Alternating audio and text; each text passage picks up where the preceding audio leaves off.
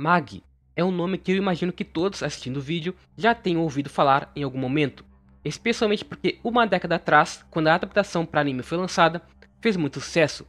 Tanto sucesso que muitos ficaram em dúvida por que não houve continuação após a segunda temporada, que terminou por volta do capítulo 200, um pouquinho antes do arco mais importante do mangá.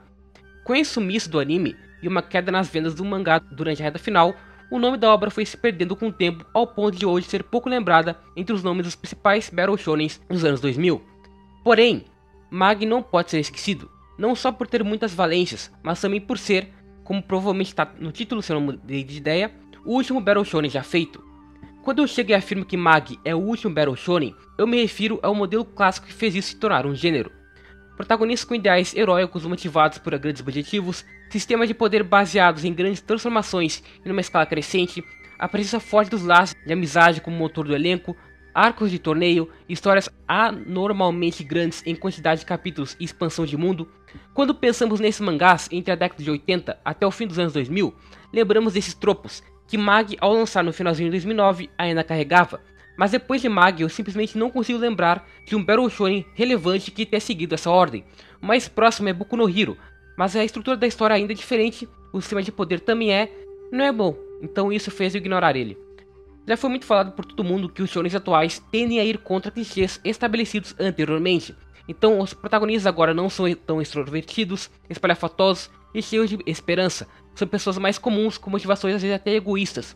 As histórias gostam mais de destacar a morte de forma crua, os personagens possuem um psicológico problemático mais destacado. Não são mais obras de 400, 500, 700 capítulos. Se uma durar até 300 e pouco, já é lucro. E eu não gosto da onda recente de Battle Shonens, porque ela veste uma máscara de falsa complexidade por ser mais triste, mais sombria, supostamente mais madura, enquanto na verdade aqueles shonens clássicos eram muito mais maduros e profundos, além de serem simplesmente mais divertidos, mais marcantes, porque sabiam dosar os momentos de baixa das vidas de seus personagens com voltas por cima. O que muita gente vê como clichê, chato de poder da amizade, por exemplo, eu vejo como valor quando é bem executado, sendo Magi um símbolo muito forte disso, aproveitando o que os outros fizeram anteriormente e misturando com motivações pessoais naquela história que destaca o mangá em relação aos seus antecessores e também aos posteriores. Por isso, nesse vídeo eu vou comentar porque eu acho que Magi deveria ser mais valorizado, o que faz ele ser o último grande Battle Shonen, até no sentido de qualidade e também meus problemas com o mangá, uma vez que não é perfeito e acredito que todo mundo que tenha lido até o fim concorda com isso. Para quem não sabe o que Magi é a história do Aladdin, um Magi que basicamente existe para auxiliar candidatos a rei do mundo, sendo estes portadores de Metal Vessels que são os poderes daquele mundo, junto às magias dos Magis e outros magos normais também. O King Vessel escolhido pelo Aladdin é Alibaba, que ele encontra no início e se aproxima após derrotarem uma dungeon, que são locais que aparecem aleatoriamente nesse mundo, deserto do mangá, e se vencidas concedem a quem for digno o poder do deus daquele local que reside no Metal Vessel do portador. Essa descrição é bem simplória, porque Magi é uma história que a princípio aparenta ser muito direto ao ponto, mas uma aventura parecida com a vibe de Dragon Ball no início, já que o Aladdin não sabe muito bem quem ele é e vai aprendendo coisas sobre aquele mundo encontrando pessoas. Mas na verdade, em pouco tempo, a autora começa a te conduzir para os verdadeiros pontos que vão ser trabalhados futuramente, que são as guerras e conflitos de diferentes visões políticas misturadas com um sistema de poder completamente caótico e megalomaníaco. Falando antes sobre os três personagens principais, eu gosto bastante do Aladdin como protagonista porque ele age como catalisador dos principais temas e carrega valores importantes para esse tipo de história. Ele nem é exatamente o personagem principal até o final, porque no fim, o propósito dele é encaminhar o Alibaba como rei. Então é como se ele fosse um personagem que existe para ajudar as pessoas a chegarem em consensos, se encontrarem, porque ele possui uma forte presença espiritual dentro de si, especialmente depois de adquirir a sabedoria do Salomão. De certa forma, por ele estar sempre tentando servir como ponte entre os outros, ao ponto de muitas vezes não ser o destaque principal das lutas, isso poderia ofuscar ele como personagem, mas na verdade é essa a graça. O principal problema que acompanha o enredo são as desavenças políticas, culturais e emocionais que acompanham todo mundo. Por isso o Aladdin é a peça mais importante, porque ele, ao evoluir como Magi, chega a um ponto de conexão espiritual que o faz perceber o quão vazias são as formas de resolver conflitos através de guerras. Os humanos no mangá, como na vida real, sempre tendem a esse lado, sendo muitos desses humanos motivados por sentimentos egoístas, por descrenças no mundo, por uma quebra da ordem. O Aladdin representa o quão importante é se encontrar espiritualmente, não depender apenas do material, Então ele possui o papel de aprimorar os personagens ao redor, resolver temas centrais da obra e além disso se conecta perfeitamente com o sistema de poder baseado no Rook, que eu vou comentar depois. Tudo isso também é ligado à pureza que ele carrega. O Aladdin não é exatamente um protagonista de Battle Shonen exagerado em personalidade, ele é uma criança muito curiosa, é puro. Essa pureza que ele carrega é muito bonita de se acompanhar. A autora poderia ter colocado o dever de ser um dos 4 mags da atualidade como um fardo para alguém tão novo, mas o personagem vê isso como uma bênção, como seu dever e como uma maneira de fazer amizades. A criação de laços é o mais importante para ele, algo que poderia parecer bobo inicialmente, mas conforme o mangá avança e mostra como desavenças políticas surgem, se mostra o essencial para aquele mundo. Eu acho particularmente muito bonito, logo no início, mostrar que o desejo feito para Aladdin a Hugo, que naquele momento era praticamente Deus daquela dimensão, era que ele fosse seu amigo, apenas isso. Não era um objetivo grandioso, exatamente, mas esse simples pedido levaria o personagem à posição grandiosa que ele assume posteriormente. Nos primeiros capítulos, o Aladdin também encontra uma vila que está prestes a ser tomada pelo Império Kou, que é um dos grandes empecilhos de boa parte da obra, e acaba criando uma relação com a senhora mais velha dali. É uma maneira de mostrar que, apesar do personagem principal ser um mag, o ser mais especial daquele mundo que nasceu sem família, ele poderia se tratar como igual aos humanos, não deveria ser feita nenhuma distinção e por isso acabou vendo como família aquele povo pequeno. É bonitinho e é em menor escala um dos pontos que foi constantemente trabalhado de outras formas na história depois, a necessidade de tratar todas as raças como iguais e as dificuldades para isso. Enfim, o Aladdin é um protagonista sólido que inclusive é um dos poucos que passa por um bom time skip no final, dá para sentir a sua evolução gradual. Já o Alibaba é um personagem controverso, porque ele sim se assemelha mais com o que vimos em protagonistas de Battle Shonen da época, mas executado de um jeito que beira o Gary Stu. Ao ser escolhido como King Vessel de Aladdin, o Alibaba passou a história sendo constantemente questionado sobre seu valor como candidato a rei. As pessoas simplesmente não entendiam por que o personagem principal tinha escolhido alguém como ele para ser rei, mas o enredo não consegue responder isso tão bem assim. No final é dito que, em comparação com Sinbad, que era um King Vessel, Alibaba é um rei que respeita os outros e caminha com eles. Sinbad é um rei que é respeitado pelos outros e os puxa juntos. Então o valor do Alibaba seria a sua humildade, o fato dele sempre estar, por exemplo, lutando lado a lado do povo ou de seus aliados, não acima deles. É algo bonito na teoria, mas que eu acho insuficiente para justificar uma história inteira girar em torno dele. O Alibaba, durante a Guerra Civil em Balbagia, de fato lutou ao lado do povo para revolucionar sem matar ninguém e trazendo a república. Mas depois disso, ele sequer conseguiu se manter ajudando o país internamente e basicamente só continuou lutando e não desistindo. A gente não vê ele exatamente sendo um líder, a gente só viu ele ficando mais forte com muitas conveniências. A mais forte sendo no arco final, que tem um time skip de 3 anos em que ele passa preso numa dimensão distante porque ele meio que morreu fisicamente, mas sua alma continuou viva. Aí nesse meio tempo ele desenvolveu uma habilidade de, resumidamente, desacelerar o tempo para si e assim conseguir meio que prever os movimentos dos outros.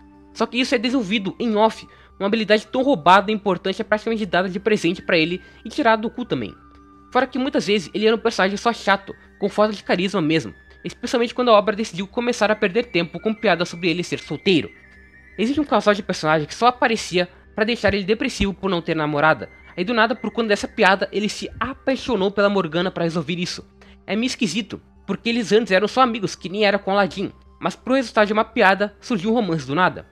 Então faltaram feitos de uma maturidade verdadeiramente completa por parte do Alibaba para eu conseguir acreditar no que o Aladdin como mag via nele para ser rei.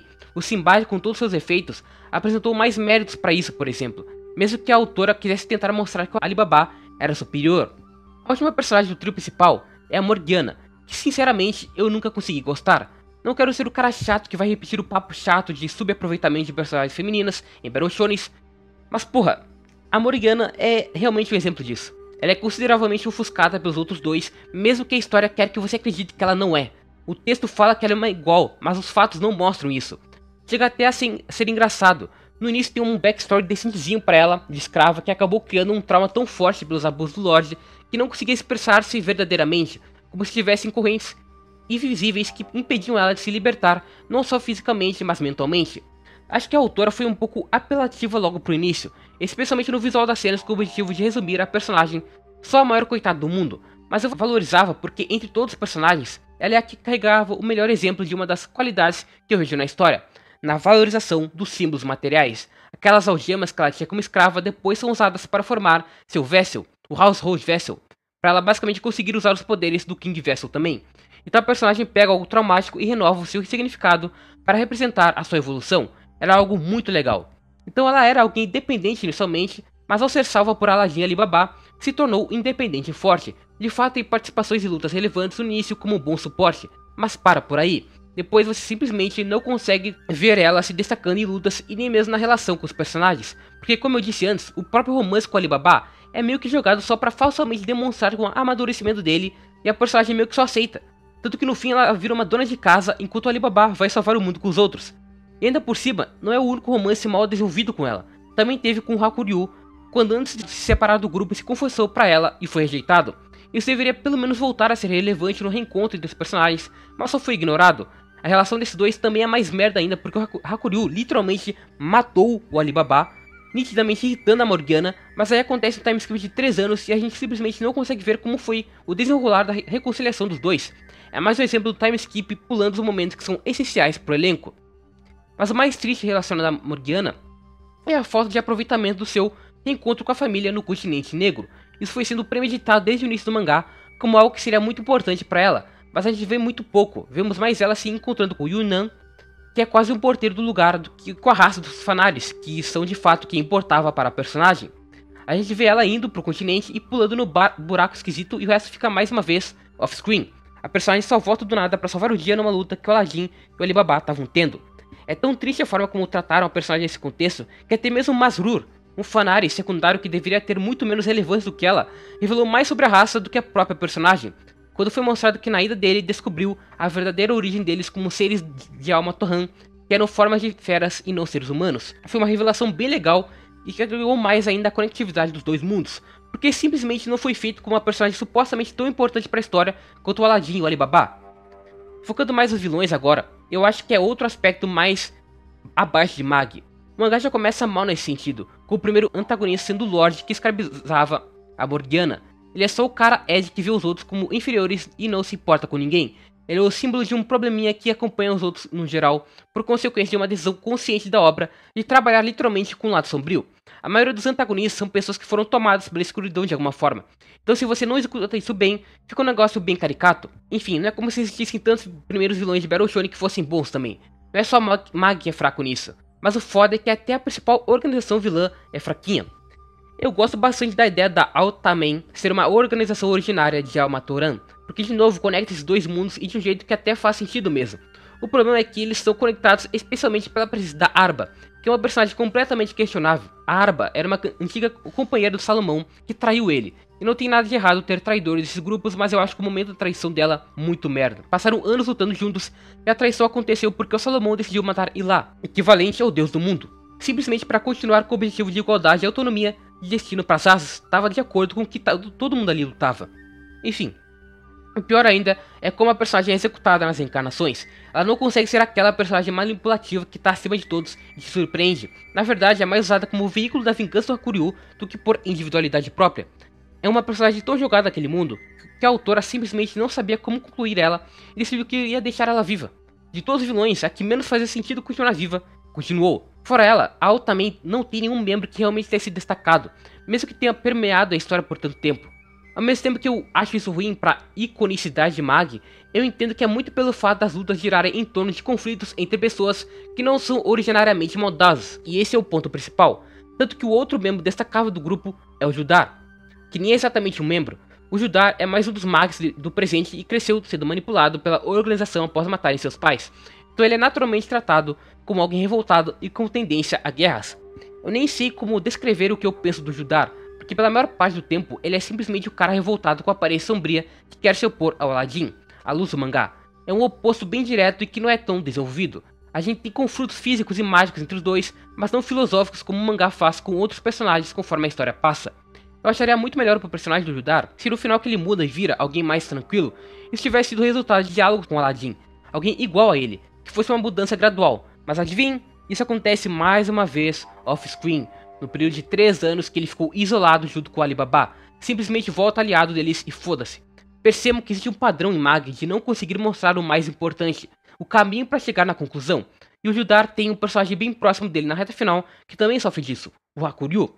O Hakuryu começa sendo apresentado como uma das pessoas mais pacíficas do Império de Kou, se dando bem com o grupo rapidinho, mas depois é revelado que sua motivação interna de lutar contra o Império da sua própria família não é por justiça, mas por vingança de sua mãe, que foi responsável por matar várias pessoas no Império e resultar na morte do seu irmão, que a gente ainda não sabia, mas estava sendo controlada pelo espírito da Arba.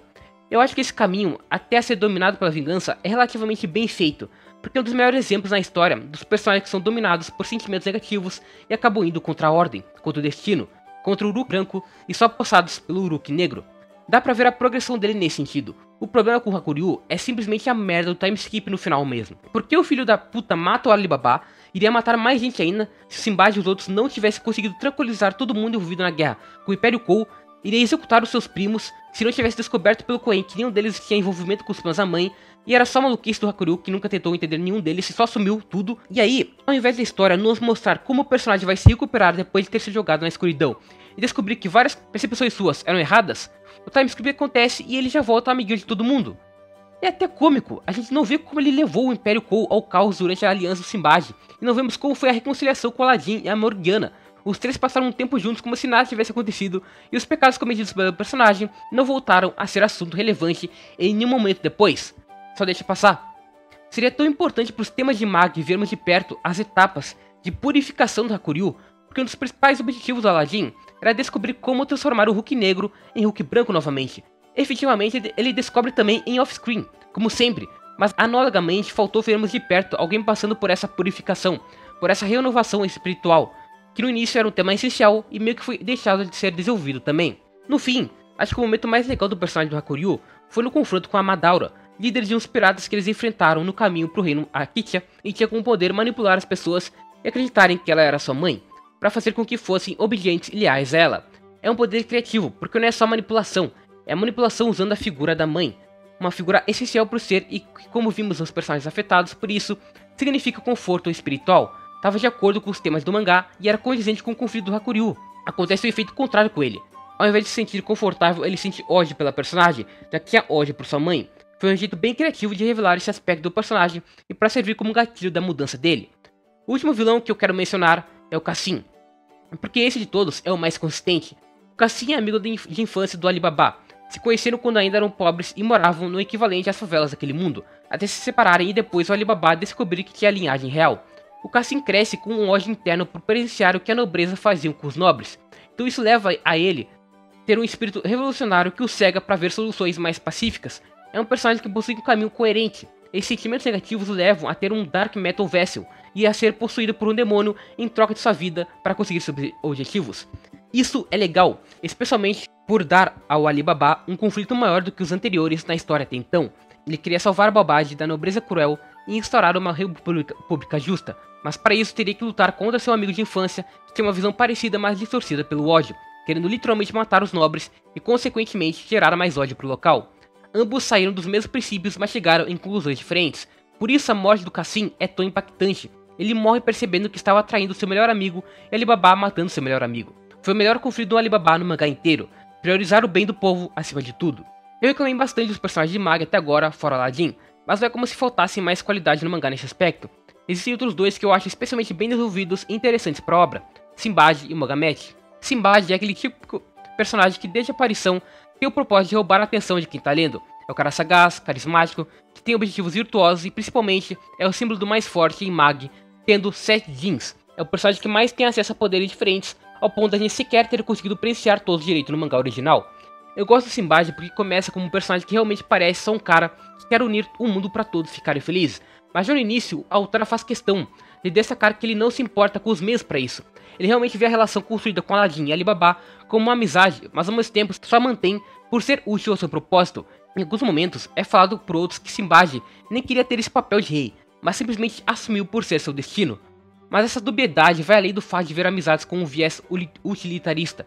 Quando o reino dele é invadido por um membro da Ultraman e Sinbad é infectado por uma maldição, não acontece nada relevante com o personagem porque é mostrado que ele já tem alguma maldição no corpo. Então desde sempre era mostrado que existiam mistérios por trás dessa máscara perfeita do personagem.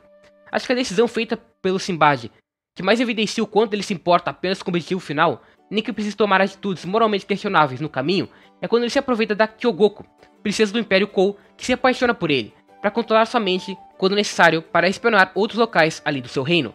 É uma página bem impactante mostrando o rosto dela hipnotizado enquanto fala com o Alibaba. É um momento que tanto nós como ele vimos que Sinbad não é completamente íntegro e estava se sujando para conseguir seus objetivos. Essa dubiedade é o que torna o Sinbad um dos melhores personagens de Mag, se não o melhor, porque o mangá é formado por tantos opostos claros entre mocinhos e vilões, enquanto ele por centenas de capítulos ninguém lendo conseguia entender perfeitamente o que era uma incógnita. Um personagem confiável para chegar e salvar os protagonistas da guerra entre o Império Lian, Magnostad e o Ila, gente boa com seus aliados e com um propósito a princípio bonito de unir todo mundo, mas perigoso nos métodos e na distorção desse próprio ideal que parecia bonito. Eu vou desenvolver isso mais pra frente no vídeo, mas é basicamente o que eu disse antes sobre o Alibaba andar ao lado dos outros e Sinbad acima. Ele quer aliar o mundo para se tornar o rei daquele mundo, por se ver como alguém acima dos humanos normais. A gente começa a perceber que não era exatamente para ajudar seus amigos ou o mundo, era por interesses próprios. Por consequência dessa mudança gradual na nossa percepção diante do personagem, acontece o maior plot twist do mangá de Mag. David estava vivo dentro da mente de Sinbad. David é o verdadeiro principal vilão de Mag, era um dos principais nomes da igreja ortodoxa em Alma Torran. Era pai de Salomão e tinha o objetivo de se tornar Deus.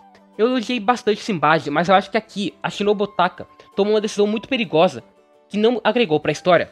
Nesse propósito de ter um personagem meio que manipulando todo mundo por trás como David, e tinha o plano de sair de Sinbad ao chegar ao Palácio Sagrado, ela acabou tirando a graça da dubiedade de Sinbad. Primeiro, o David nem é um personagem bom o suficiente para assumir esse papel, ele era só um maluco que tinha complexo de Deus. O máximo do máximo que ele tem de ligação com Sinbad é o fato de ambos quererem controlar o destino, mas não é o suficiente. Segundo, pelo simples fato de não sabermos o que foi obra de Sinbad e o que foi obra de David. Ainda que o mangá dê a entender que o Sinbad tinha controle e o David era só uma voz chata na mente dele, isso é mostrado no finalzinho, não significa que era a mesma coisa há 3 anos atrás, por exemplo. Terceiro, por consequência dessa dúvida, meio que todas as decisões erradas tomadas pelo Sinbad possuem a desculpa da influência do David, mesmo que mínima, como se o personagem fosse inocentado, sendo que a graça dele era justamente ser um cara que fez coisas boas, mas por motivos egoístas. Era isso que tornava ele um pouco mais complexo. Chega até a ser engraçado como o Sinbad morre como mártir pra todo mundo ali. Tudo bem que ele era um cara carismático e fez coisas boas antes, mas ele tava tentando levar todo mundo pra morte naquele momento e controlou a mente de todas as pessoas para concordarem com isso. Como que ele não é pelo menos criticado por outros além dos protagonistas? A impressão que eu tenho é que a autora teve medo de manchar a imagem do Sinbad, já que era o personagem mais popular de Mag, e por isso deu uma sambada nesse finalzinho. O que é triste porque o personagem que eu vou comentar a seguir é interessante justamente pela coragem que ela teve. Mohamed é o melhor personagem de Mag. De todos, é o mais interessante em camadas e continuou consistente até o final. Ele é o líder de Magnostad, um reino feito apenas de magos. Eu já comecei achando o personagem promissor pela forma como o mangá decide apresentar ele. A gente ouve falar pela primeira vez através da Yan falando pro Aladdin sobre a Academia de Magos e como lá eles tratam diferentes os magos dos humanos. Então a primeira impressão que a gente tem é que o cara é basicamente um racista de merda. E ainda demora pro Aladdin encontrar diretamente ele depois de ir pra academia. Então quando o encontro finalmente acontece, é muito interessante como ele percebe que o Magomed é na verdade alguém muito atencioso e se importa de verdade com todo mundo ali, como se fosse o vô geral. Isso trabalha algo que permeia o mangá todo, as diferentes perspectivas e como elas podem mudar suas decisões e opiniões sobre as pessoas. Porém, mesmo depois de ver que o Magomed parecia alguém do bem, Aladdin com Esfintos e Titus acabam saindo para explorar a cidade fora da academia e vêm de perto o sistema de caça daquele local, em que aqueles que não são magos são tratados como os pobres em outros locais, mas até pior, porque o nível 5 serve como uma fábrica que suga uma goi desses humanos para alimentar o resto da cidade, enquanto naturalmente suga a saúde deles. Esses humanos vivem isolados no fundo da cidade, distante de todo mundo, distante até mesmo da luz do sol. Os personagens vêm de perto uma garotinha inocente com o sonho de ver a superfície quase morrendo pelos interesses de quem está acima, como uma pessoa como Mohamed, que parecia tão bom, poderia fazer isso. A questão é que mesmo que as pessoas estejam sofrendo e sendo usadas, a maioria nem sente isso, porque alimentam eles com bebidas e drogas para viverem dias pautados no hedonismo. E é bem importante que a Shinobu tenha decidido destacar isso, porque o hedonismo vai contra a espiritualidade almejada no resto do mangá. São prazeres carnais momentâneos que não os levam a nada, por isso impacta mais ainda o próprio Aladdin.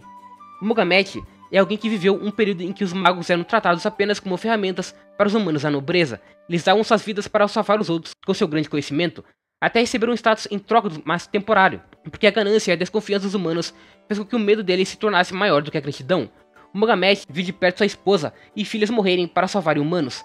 Os mesmos humanos que tratavam eles que nem lixos, Mohamed era alguém que queria fazer o bem para todo mundo. Mas depois de presenciar tudo isso, seu ideal se distorceu para fazer o bem apenas aos magos, aqueles que por muito tempo foram subjugados, sentindo no dever de junto a eles governarem o mundo por terem mais conhecimento e não serem como os humanos. O que torna o personagem dele tão profundo é isso, essa distorção e um idealismo que se provou frágil e a hipocrisia gerada.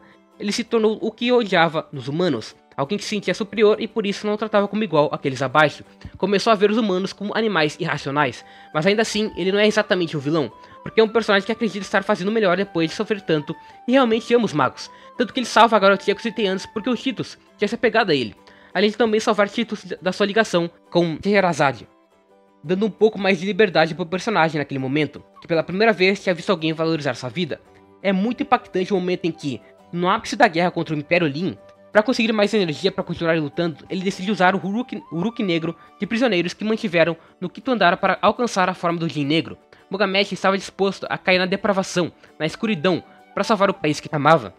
Um sentimento motivado pelo amor, mas distorcido pelo seu ódio por humanos. Mogamed é um personagem trágico que representa os efeitos da guerra e das diferenças culturais criadas entre as raças, a necessidade de uma união.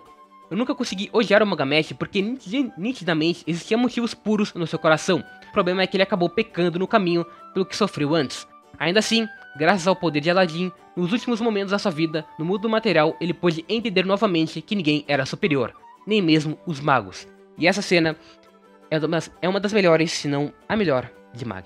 Agora que eu já falei sobre os principais personagens do elenco, preciso falar sobre o sistema de poder de Mag.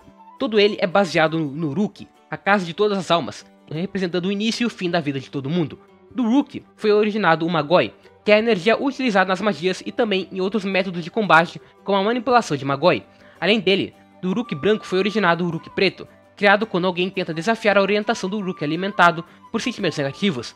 Eu acho que o Uruk é a melhor ideia que eu já vi de energia primordial que é de os principais conceitos dessas obras de Battle Shonen. Tecnicamente o Magoi é o equivalente ao chakra, ao Ki, mas como ele é só uma vertente do Uruk, eu considero isso o que torna tudo mais interessante. O Uruk simboliza uma das principais motivações da história principal, que é a união de todas as pessoas. Mesmo que todos sejam diferentes culturalmente, em personalidade, em objetivos e em ideologias, o que une todos é a energia primordial da vida. Uma cena muito emblemática disso é na morte da senhorinha que o Aladdin encontra no início.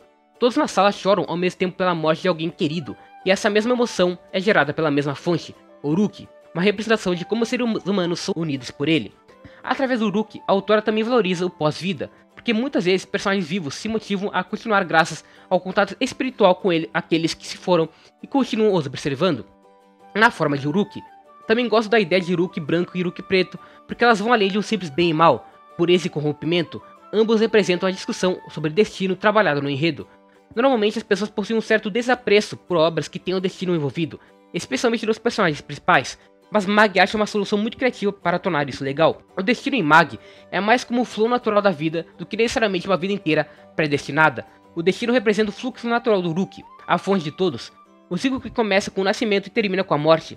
Isso é representado pelo Uruk branco, que dá a energia dos Metal Vessels normais, enquanto os Dark Metal Vessels são energizados pelo Uruk preto, que representa uma contrariedade à ordem, aqueles que se opõem e desafiam o fluxo natural da vida, que caem na depravação por ir contra o que é sagrado. É uma ideia muito boa, não só por justificar as diferentes fontes de poderes de personagens tão distintos, mas também por conectar isso com os temas trabalhados, com um grande enfoque na valorização do encontro espiritual, e também cria um dilema que vem a ser resolvido no final. De fato, o fluxo do Uruk é como um fluxo natural da vida, mas Solomon e seu grupo descobriram que esse fluxo era controlado por Deus, então estariam realmente vivendo de acordo com suas próprias vontades?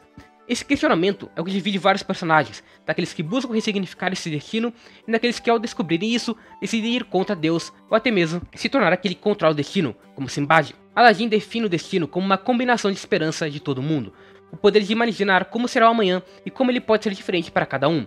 Então o destino, o amanhã, para alguém pode ser querer acabar com a guerra, querer unir o mundo inteiro, querer ter uma família.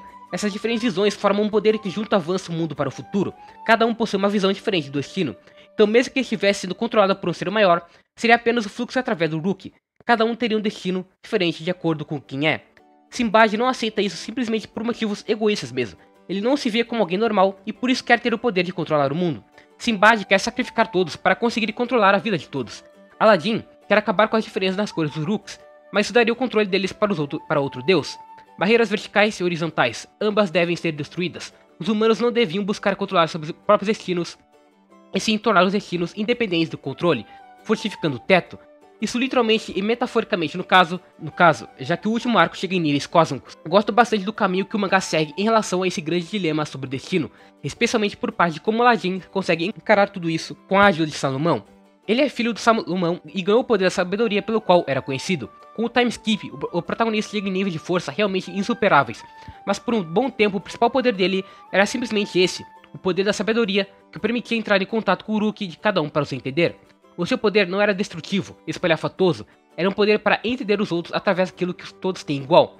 É isso que torna ele um personagem melhor ainda. Serve como uma ponte entre as pessoas, ainda que Sinbad, Alibaba e outros teoricamente se destaquem mais em lutas e em grandes conclusões, é o Aladdin que permite tudo isso, é o equilíbrio de todos do elenco. A conclusão de Aladdin sobre o destino também possui mais força, porque a história em todos os arcos trabalhou esse conflito de destino e caos. O primeiro grande exemplo que eu lembro de cabeça é entre Isaac e Dunya. Isaac era o servo de Dunya, princesa do reino de Liam, até ser morto durante o conflito interno do país em que estavam atrás da princesa. Sendo morto na frente dela, quando ainda era criança, o guarda afirmou que isso fazia parte do destino, então a partir desse momento ele começou a desprezar o destino, e isso fez com que depois ele pudesse voltar com Dunya e fazer parte da Al também.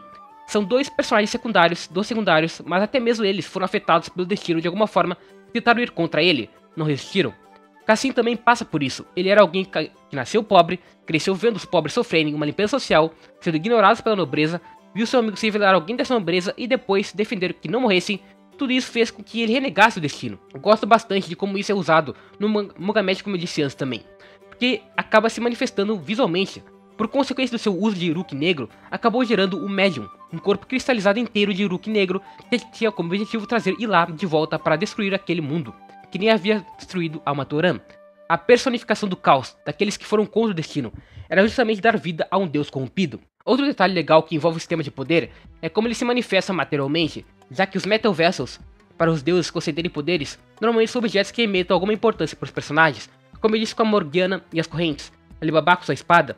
Eu gosto disso porque depois a gente descobre que os jeans que ficam dentro dos Metal Vessels são derivados de Almatoran. Foi mais um meio de conexão entre as dimensões, sendo criados pelo Uruk que manteve as memórias e personalidades de pessoas importantes daquela época. São esses detalhes e conexões que tornam o sistema de poder de Mag tão sólido. Mas infelizmente, eu não posso fazer elogios pro sistema de poder de Mag, nem tanto por seus conceitos, mas mais pela execução deles progressivamente na história.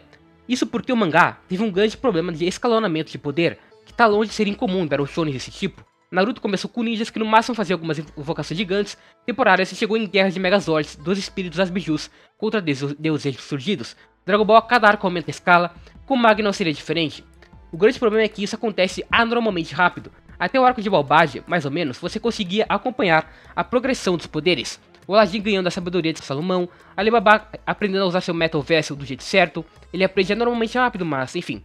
Até mesmo os Dark Metal Vessels, que ainda fossem consideravelmente mais fortes do que vimos até então, eram próximos do nível de poder dos personagens daquele momento. Depois disso, estoura completamente. O arco termina no capítulo 76 e menos de 100 capítulos depois, no arco de Magnostad, o Aladdin já tá tendo poderes que conseguem destruir montanhas. O Alibaba já tá conseguindo assumir uma forma da Metal Vessel que destruiria cidades, ambos enfrentando uma tentativa de encarnação de Deus. A Shinobu começou a acelerar muito o desenvolvimento desses poderes, com pequenos time skips conseguindo explicar como eles chegaram nesse nível, mas sem conseguir convencer disso. Especialmente porque o Aladdin, por exemplo, passou boa parte do treinamento na academia off-screen. Obviamente seria chato acompanhar meses só de aulas de magia, mas podia ter pensado em algum arco de torneio básico para pelo menos mostrar a evolução gradual. Isso só vai piorando conforme o tempo passa, porque como eles já chegaram em níveis imensos de destruição, os poderes se elevam ao ponto de Aladdin poder banir o Judar para um lugar tão distante que ele não conseguiria voltar normalmente. O Hakuryu mata o Alibaba, mas a alma dele permanece no continente negro e aí ele ainda volta com aqueles olhos especiais. É caótico, mais ainda no arco final que tem literalmente Deus se enfrentando. Vendo a grande escala de poder que a história chega, você esperaria que pelo menos isso gerasse consequências graves para essas grandes lutas, mas até isso é pouco. Existem personagens que morrem, mas a maioria são muito irrelevantes, para um ou outro como o Magamesh ou o Sinbad que só morrem nos últimos capítulos. Em nenhum momento, personagens do lado do bem realmente chegaram perto de morrer. Quando o Alibaba morre deveria ser algo chocante por essa falta de consequências, mas já dava para saber que ele ia voltar, então nem teve efeito. Mas o caso mais gravoso da falta de consequências foi o Cheetos, um personagem que eu gostei bastante quando apareceu pela inicial confusão do Aladdin, achando que ele era um mag, mas na verdade sendo um espião do Império Lin, que na verdade nem é um humano, e sim uma forma de vida criada de uma mag, e que por isso não conseguia valorizar sua existência, mas depois de criar amizades na academia, começa a ganhar vontade de viver. Era bonitinho o suficiente para o personagem secundário e eu estava achando a conclusão dele linda, se sacrificando para tentar parar os Dark Jeans do Magamesh. Seria de fato uma conclusão linda, se a obra não tivesse decidido rever o personagem agora no corpo e mente independentes da Mag. A explicação foi que a Mag decidiu que Titus pudesse ressuscitar no lugar dela em um corpo que havia sido preparado antes. Todo um malabarismo para tirar o peso de uma morte que havia sido feita de um jeito marcante, e sem propósito nenhum, porque o Titus nunca volta a ser um personagem de fato importante para a história. É só porque a autora não conseguia ter muita coragem de matar personagens que as pessoas gostavam. Quando eu pensei em começar a organizar esse vídeo, o meu principal objetivo nem era falar tanto sobre os personagens do sistema de poder, mas sim sobre a política em Mag.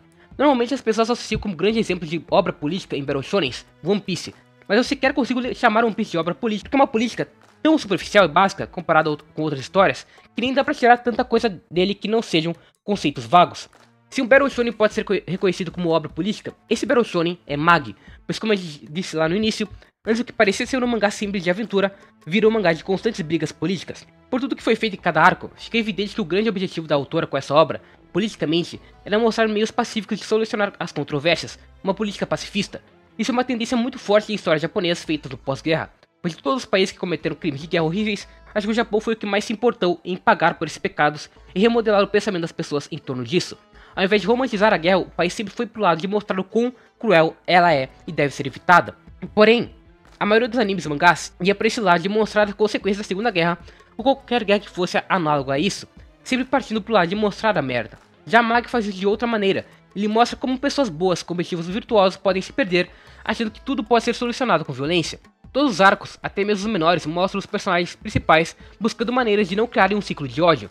O Aladdin viu a senhorinha que era o mais próximo de uma família que ele tinha até então morrer nas mãos de um império que queria sair dominando todo mundo. E mesmo assim, ele continuou insistindo em não revidarem, porque as vidas de cada um importavam mais do que a honra ou nações inteiras. O arco que mais destaca isso é o arco de Balbad, porque nele a gente tem um exemplo de um personagem que buscava o melhor para as pessoas e foi corrompido pelo ambiente que cresceu, e um personagem que buscava o mesmo e não se corrompeu por ter escapado do inferno. Alibaba, depois de descobrir que fazia parte da realeza, viu um novo lado daquelas pessoas, um lado que não era tão ruim quanto parecia, e criando apego com eles. Enquanto Cassim tinha que viver em bairros pobres que viriam a ser eventualmente completamente extintos, como uma limpeza social de fato, os pobres não tinham acesso a mercados, só podiam entrar na cidade para serem usados como trabalho escravo. Tudo isso acontecia enquanto Alibaba ficava alienado pela nobreza. Então existe um lado empático com aqueles da realeza, mas também um lado que mostra o que eles faziam com pessoas que não pertenciam àquele ciclo. Alibaba viveu os dois mundos e assim conseguiu se controlar para não ir ao extremismo de matar a nobreza completamente. Já Cassim cedeu e não conseguiu continuar nesse caminho pacífico. Cassim é fruto do ódio motivado pelas próprias pessoas que ele almejava matar.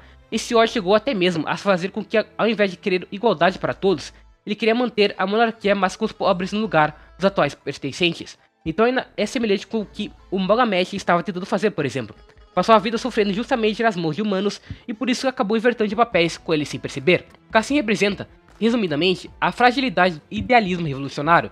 De fato, o próprio Alibaba, que é tratado como certo pela obra, possui o espírito de instaurar uma revolução, mas uma revolução no sentido de tirar a monarquia e colocar a república, de ir contra o status quo, não de aniquilar completamente os outros em prol do que ele acredita ser o melhor. Cassim queria armar as pessoas para inflamar a violência nelas, uma causa nobre sendo usada para justificar a violência. Do que adiantaria essa revolução armada de Cassim? Digamos que ele matasse todos da nobreza e ficasse junto com seu grupo no poder. Em algum momento iria surgir alguém que discordasse e, motivado por essa revolução feita, faria o mesmo com eles e assim o ciclo se repetiria.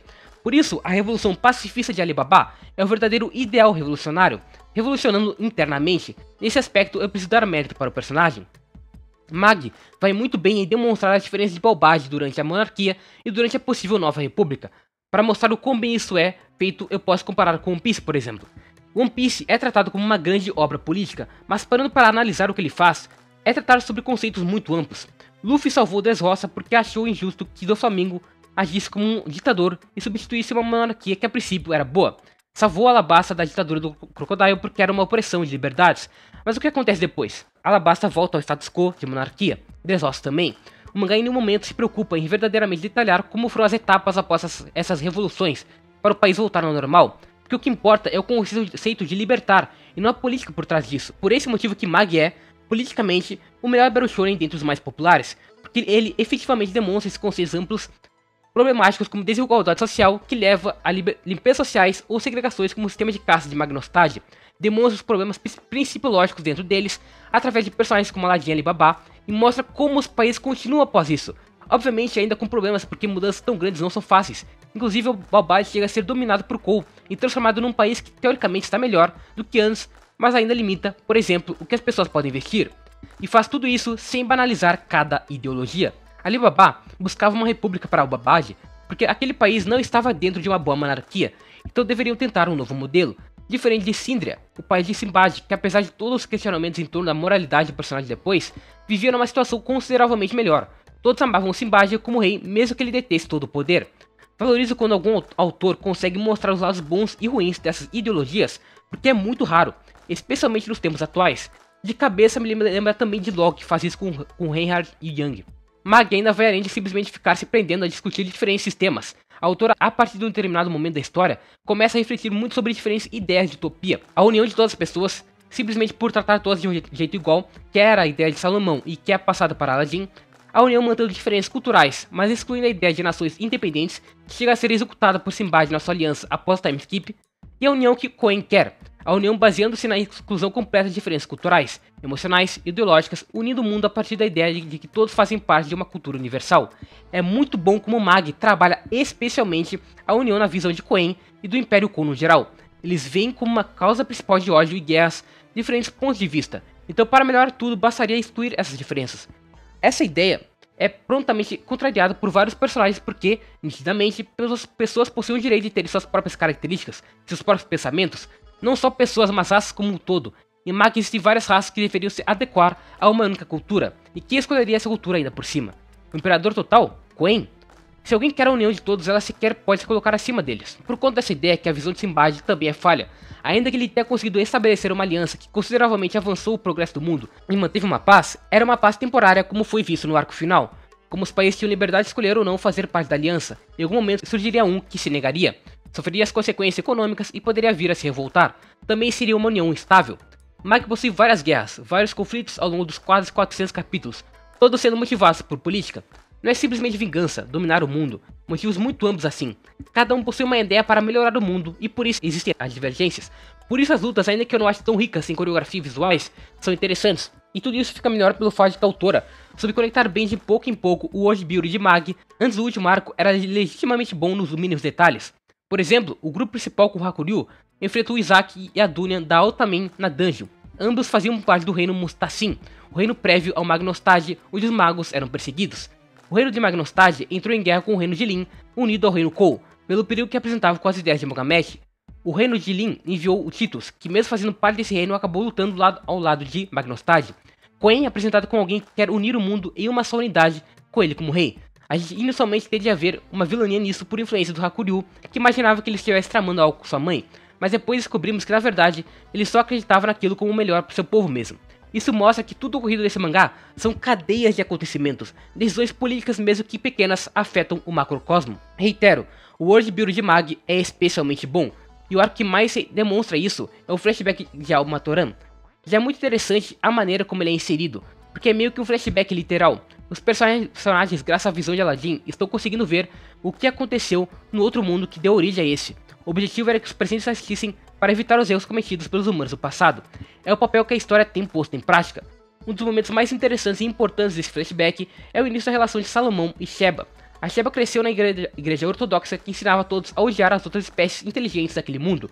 Então ela e Salomão, no início acabaram se odiando por isso, mas conforme ela foi salva e começou a ficar junto a eles, acabou convivendo com espécies que antes ela julgava e começou a criar empatia, uma empatia seletiva.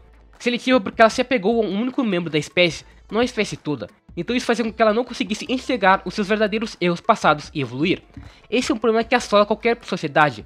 Vou fazer uma comparação bem distante de Mag, mas que é bem comum na sociedade. Quando alguém é acusado de racismo e fala que não é racista porque tem amigos negros, isso não significa nada, porque pode ser simplesmente uma empatia seletiva. A pessoa tem outras atitudes consideradas racistas com outras pessoas sem perceber, então não adianta de nada. Como o Amatohan era um local onde a política era bem menos desenvolvida do que a vista no mundo principal de Mag, muitas dessas ideias eram mais conceitos amplos do que estruturalmente bem formadas. A união idealizada por Salomão era assim, ele queria que todos fossem tratados como iguais e por isso nem queria ser um rei, mas todas aquelas espécies não conseguiam se tratar iguais sem a presença dele, eram motivadas pelo poder carismático de Salomão. Então esse primitivismo acabava mostrando como a política foi nascendo, como a figura do rei nasceu, pela necessidade de um grande homem poderoso e carismático unir todos, porque humanos precisam de um ponto de partida para terem um rumo. Esse era Salomão. Salomão era o completo oposto de David. Seu pai escravizava outras espécies com a desculpa de ser um dever divino. David era uma versão mais extrema ainda de Simbad nessa ideia de se achar Deus. Amatoran foi um momento essencial para o world building do mangá, por refletir vários detalhes nos personagens atuais. O Aladdin é uma versão mais política do que foi Salomão, ainda que ele não seja tanto quanto Alibaba foi. Simbad é uma versão mais política e menos maldosa do que David. O último tópico que eu quero comentar nesse vídeo é o arco final de Mag, que em ideia é muito interessante, porque é mostrar na prática como é viver na utopia que foi idealizada por tanto tempo, nesse caso a utopia de Simbad. Infelizmente, esse arco final tem muitos problemas que já comentei ao longo do vídeo e tem outro, que é o ritmo pior do que o normal. Até hoje existem rumores do que poderia ter acontecido com a Shinobu, porque evidentemente muita coisa foi rushada em um momento da história que precisava de muito mais tempo para desenvolver o que queria. A utopia idealizada de Simbad literalmente estabeleceu o capitalismo no mundo de Mag, então as guerras ao invés de serem travadas com exércitos, eram travadas na economia. Eu achei essa ideia muito legal no início, porque era uma forma de mostrar as transformações dos conflitos políticos tal qual foram ocorrendo na Terra.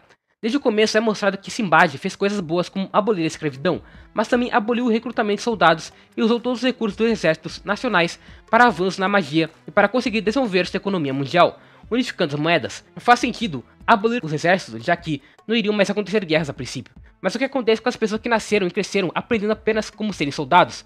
Precisavam de oportunidades práticas para recomeçarem suas vidas, o que não aconteceu porque o capitalismo é pautado no quão produtivo você é e ponto. Kou foi o que mais sofreu com essa aliança econômica, especialmente porque o Hakuryu não conseguiu lidar e deixou tudo para a irmã.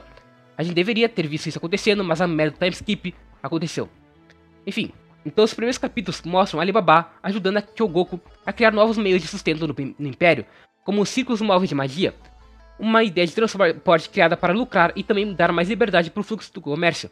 Mas Simbad, por motivos especiais e por no capitalismo ser um competidor com Kou, começou a espalhar rumores sobre isso poder ser usado para invasões. Com essas descrições, dá para perceber o quão interessante era essa disputa por poder, mas agora poder econômico, um poder moderno e menos violento. As lutas não eram mais de ação, eram lutas estratégicas. Foi uma renovação perfeita, considerando que a maioria dos mangás só terminaria ao alcançar a utopia. Mag decidiu inovar e mostrar o que acontece depois. O grande problema é que tudo isso é feito de um jeito mais expositivo do que natural. Textos e textos tendo que explicar em pouco tempo as mudanças durante o time skip e depois as mudanças acontecendo em tempo real com as rivalidades econômicas. Fora os debates filosóficos que começaram a surgir depois que essa rivalidade econômica foi substituída pela merda de uma batalha de Deus. O grande problema do arco, além do ritmo e do próprio time skip, é esse. A autora abandonou a ideia muito legal de mostrar a rivalidade do capitalismo para mostrar o Simbad e o David tentando virar Deus e tudo voltando para batalhas mágicas, que nunca foram interessantes pelas magias em si, já que não existia tanta profundidade nas coreografias, mas eram pelos contextos que levavam a elas.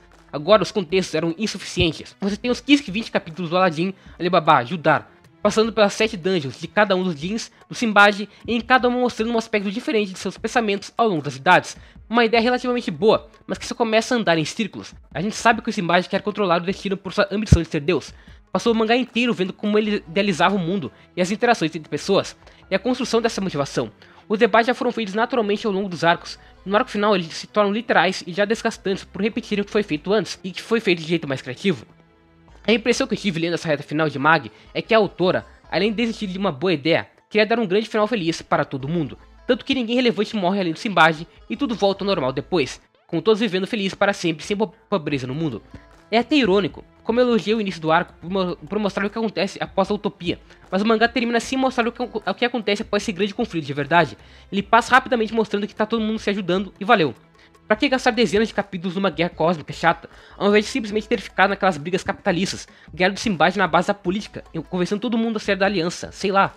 O capítulo final especificamente é muito triste, não é catártico em nada, é muito anticlimático. E é muito triste como até o personagem do Aladdin foi ofuscado por essa bagunça. A autora ao longo da história desenvolveu, em determinados momentos, a importância da conexão das pessoas vivas com as pessoas mortas que retornaram ao Uruk, que observam elas no mesmo mundo, mas em outro plano. Seria muito bom se tivesse pelo menos o contato do Aladdin com as pessoas do Amatoran, da Al também que foram corrompidas, mas se até os vivos foram ofuscados, imagina os mortos. Por isso fica a impressão de que foi cancelado. Aconteceu algo na vida da autora, mas não tem nada confirmado, então só pode dizer que é bem ruim e decepcionante.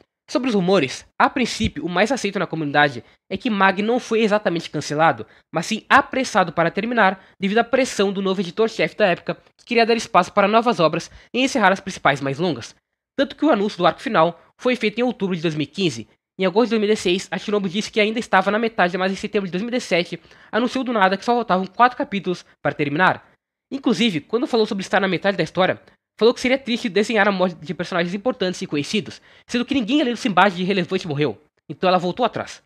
Apesar das minhas reclamações sobre o final, alguns personagens sobre o time skip, Mag se manteve como um grande Battle Shonen por sua qualidade na abordagem política, criatividade no sistema de poder, visual único e por ser o último de uma leva de padrões.